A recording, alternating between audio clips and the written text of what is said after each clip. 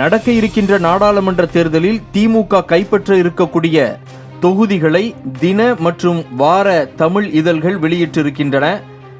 அதன் அடிப்படையில் மத்திய சென்னை, வட சென்னை, திருவள்ளூர், ஸ்ரீபெரும்புதூர், தென்காசி, தஞ்சாவூர், ராமநாதபுரம், அரக்கோணம், திருச்சி, சிதம்பரம், நாகப்பட்டினம், மயிலாடுதுறை, திருவண்ணாமலை, மதுரை, தூத்துக்குடி, சிவகங்கை, பெரம்பலூர், கன்னியாகுமரி, திருப்பூர், கிருஷ்ணகிரி, ஆரணி, தேனி, பொள்ளாச்சி, கோவை, நீலகிரி, திருநெல்வேலி ஆகிய இந்த தொகுதிகளை திமுக கைப்பற்றலாம். அதுபோல இந்த பட்டியலில் சில தொகுதிகளில் சிறிய வாக்கு வித்தியாசத்தில் வெற்றி பெற வாய்ப்பு இருப்பதாகவும் அந்த தின மற்றும் வார இதழினுடைய அந்த சர்வேயில் அவர்கள் வெளியிட்டிருக்கின்றார்கள்.